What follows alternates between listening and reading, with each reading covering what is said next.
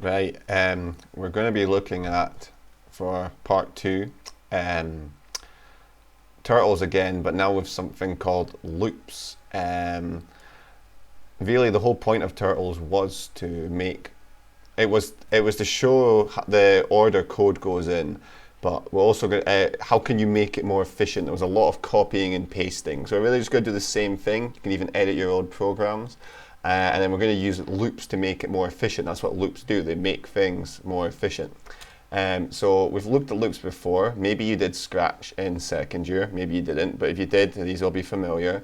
If not, all of you did the little Minecraft editor, the 2D version. This one made it go around 6 times, and this one just made it do forever, like kept going on and on and on. The microbits, we did it there. We did the name tag for 50 times, and there was a forever one there as well, I believe. Now we're just going to look at the code version of it, like the typed out code version of these. So let's say here's like the old name tag program. If you were to do something like this in Python, you would say, ask for a button, say you press the A button, that's that bit there. You'd repeat 50 times. This is the bit we're going to be focusing on for I in range. And then you just print, now I've just wrote your name there, obviously you write your name. And that would work in Python. We've just turned a program, that's why we did this. It was fun obviously, but it was to learn the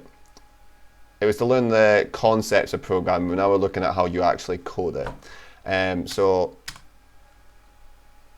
say this is the square last time with the turtle. Obviously there's 4 lines that go up above here, and there's a lot of copying and pasting. You can turn that same code with a loop to look like this, and it's only 3 lines compared to 8, so we've cut down 5 lines. Now the thing about this is it's never going to be, for shapes at least, more than 3 lines. So it doesn't matter how many angles you've got. If you've got a circle with 360 lines of code, it's still just 3 lines of code. So what does it actually mean? The for bit, it's got a for loop or a fixed loop.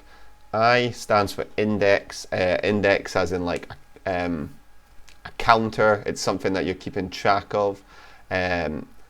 So it starts with 0 all the time. Normally you're going to start with 0 99% of the time.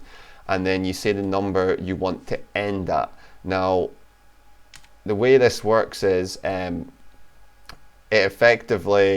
it goes 0, then it goes round once, it adds 1 onto it, and it keeps going round until it gets to the number 4 and it stops. So it just means it does it 4 times, but we'll talk about that in more detail later.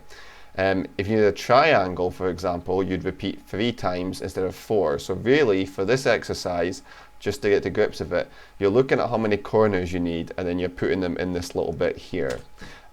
So there you go, that's the only difference. So there's 4 sides here for a square, 4 sides here for a triangle, and then obviously the angles. So 4 90 degrees equal 360, 120 degrees equals 360.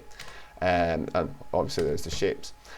So if we look at our exercise on Python, on Teams, sorry, so I'll just close that. It's probably going to take me back to the start. Of course it did. Here it is. So Python, number 9, turtles and loops. Very similar to before.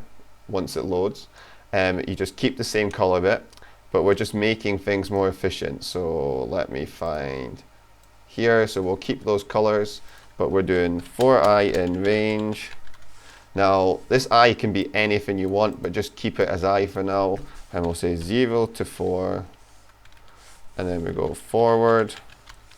Notice the indent, keep the indent. It's the same way with if statements. Anything indented is in the loop. So if we indent it here, it's considered in the loop. As soon as you stop indenting, it's not in it anymore.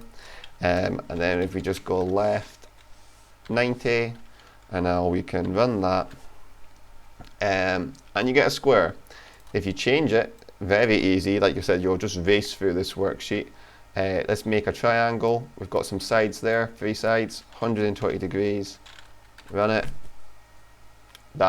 There you go, that's it. Later on, there's some, you'll just race through it. Octagon, obviously 8 sides. Circle, you'll probably work that out. If you try these, you'll get some crazy results, but I'll let you experiment with that. You don't really have to do much, you just have to copy it, and then you can try playing about with the numbers yourself. Hopefully this was helpful.